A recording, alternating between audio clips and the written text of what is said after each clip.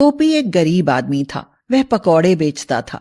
सर्दी का मौसम था और कड़ाके की ठंड पड़ रही थी। मगर गोपी था कि ऐसी ठंड में भी तन पर फटी पुरानी पतली सी कमीज पहनकर पकौड़े बेच रहा था। ग्राहक ने हैरानी से पूछा, राम राम भैया, अभी तुझे सर्दी नहीं लगती क्या?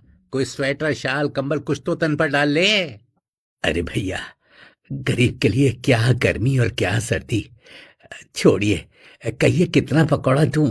अच्छा चल ठीक है, 10 का दे दे, गर्मा गर्म देना। गोपी पकौड़े तो बहुत अच्छे बनाता था और तरह तरह के पकौड़े बनाना भी जानता था। मगर उसे पकौड़े सस्ते बेचने पड़ते थे, इसीलिए कमाई बहुत कम होती थी और घर का खर्च ही मुश्किल से चल पाता था। फिर सर्दी में गर्म कपड़े कैसे खरीद पाता?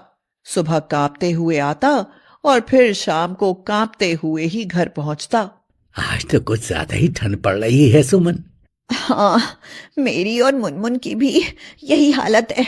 सारा दिन कड़कड़ी बंधी रहती है।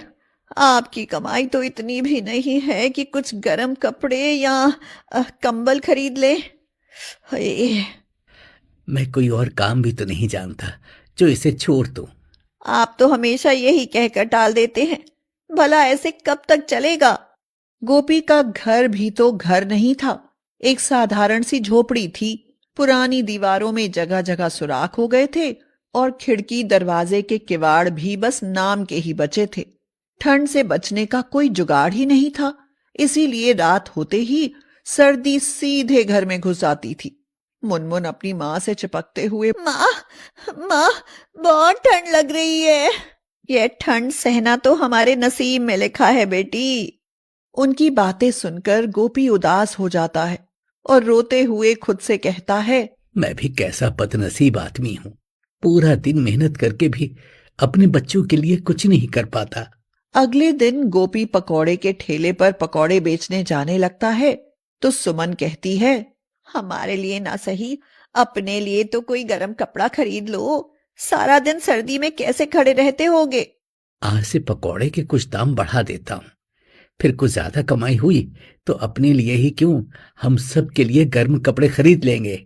यही सोचकर गोपी पकौड़े के दाम बढ़ाता है तो अचानक ही ग्राहकों का आना कम हो जाता है और गोपी सोचता है, ये तो उल्टा ही हो गया, पहले से भी कम कमाई होने लगी।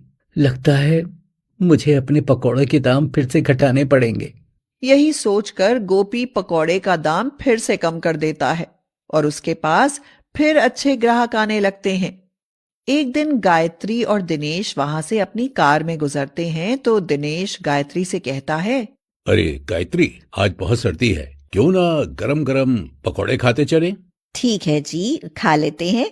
गायत्री के यह कहने पर दिनेश कार रोक देता है और वे पकौड़े खाने के लिए उतर आते हैं। आइए सब आइए। भाई सुना है तुम बड़े अच्छे पकौड़े बनाते हो, आज बहुत सर्दी है, जरा गर्मा गर्म पकौड़े खिला दो। उस दिन ठंड बहुत थी। गोपी ठंड से कांपते हुए पकौड़े बनाने लगता है। उसे ठंड से कांपते देख गायत्री कहती है, क्यों भाई, तुम इतनी सर्दी में भी ऐसे फटेहाल खड़े हो? तुमको सर्दी नहीं लगती है क्या? सर्दी तो बहुत लगती है माँ जी, पर गर्म कपड़े खरीदने के लिए पैसे का जुगाड़ ही नहीं हो पाता। बच्चों का पेट पालने में ही सब निकल जाता है। गायत्री एक दयालु महिला थी, इसलिए उससे गोपी की परेशानी सहन नहीं हो पाती। वह गोपी से कहती है, सुनो, मेरे पास ना एक पुरानी शॉल रखी है, वह तुम ले लो भाई। शाल नई तो नहीं है, पर इतनी पुरानी भी नहीं है कि तुम्हारा जाड़ा ना रोक सके। गायत्री कार से शॉल लाकर गोपी को दे देती है और गोपी शॉल ओढ़कर खुद को गरम गरम महसूस करने लगता है और कहता है, आपका बहुत बहुत धन्यवाद। अरे भाई, इसमें धन्यवाद कैसा, एक दूसरे की मदद करना तो हम सबका इंसानी धर्म है। शॉल मिल जाने से गोपी शाम तक बिना सर्दी में ठिठुरे पकौड़े बेचता है और फिर चैन से खुशी खुशी घर की तरफ चल पड़ता है। मगर रास्ते में देखता है कि एक बुढ़िया सड़क किनारे पड़ी ठंड से कांप रही है। गोपी सोचता है, अरे देखो, बेचारी कैसे तड़प रही है, खुले आसमान के नीचे ऐसी भयानक ठंड में बेचारी की रात कैसे कटेगी। क्यों ना मैं ये शाल से ओढ़ा दूं। यही सोचकर गोपी वह शॉल उस बुढ़िया पर उड़ाकर घर चला जाता है। रात बीतती है और फिर सुबह होने पर गोपी पकौड़ों की ठेली लगाता है। सर्दी उस दिन भी काफी पड़ रही थी। धूप का नामो निशान न था।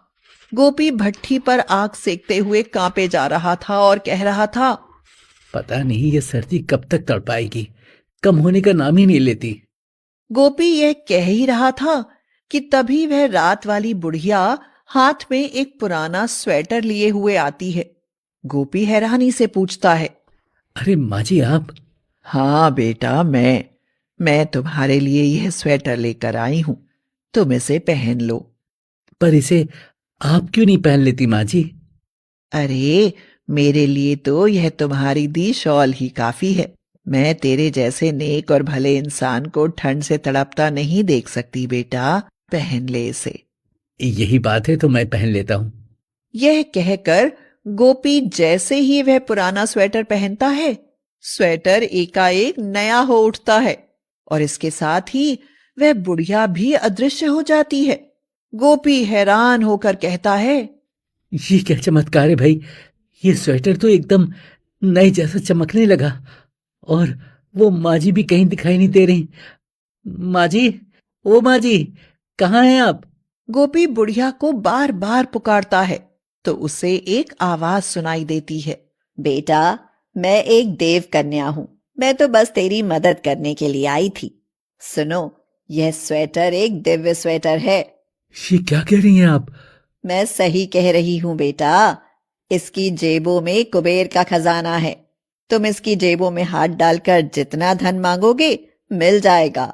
यह सुनकर गोपी तो हक्का बक्का ही रह जाता है और तभी उसे ठंड से कांपती अपनी पत्नी और बेटी की याद हो आती है और वो कहता है, बेचारी सुमन और मुनमुन ठंड से कांपती रहती हैं, कुछ पैसे मिल जाएं तो उनके लिए गर्म कपड़े और कंबल खरीद लूं। यही सोचकर गोपी स्वेटर की जेब में हाथ डालकर कहता है, मुझे 5,000 रुपए दे दो। गोपी जैसे ही यह कहता है उसकी जेब में 5,000 रुपए आ जाते हैं। पैसे देख गोपी की खुशी का ठिकाना नहीं रहता। वह सुमन और मुनमुन के लिए स्वेटर, कंबल, शॉल खरीद कर खुशी खुशी घर जाता है और कहता है, सुमन, मुनमुन, देखो मैं तुम्हारे गरम स्वेटर, शाल, कंबल सब ले आया हूँ। अरे, आज कोई खजाना हाथ लग गया है क्या जो तुम ये सब खरीद लाए? खजाने ही हाथ लग गया है सुमन, अब हम गरीब नहीं रहे। यह कहकर गोपी सुमन और मुनमुन को देव कन्या और उस दिव्य स्वेटर के बारे में बताता है तो वे भी चकित रह जाती हैं। सुमन कहती है, आज मान गई कि भगवान गरीब और मजदूर की किसी न किसी रूप में प्रकट होकर अवश्य मदद करता है। इसीलिए तो भगवान में विश्वास रखना जरूरी है सुमन। उस दिन के बाद से तो गोपी की किस्मत ही खुल जाती है। वह दिव्य स्वेटर से पैसे लेकर पकौड़ों और चाट की बड़ी दुकान कर लेता है और झोपड़ी की जगह पक्का मकान बना लेता है और बिना लालच के मेहनत से काम करने लगता है। वह दिव्य स्वेटर से उतना ही धन लेता है जितनी जरूरत होती है।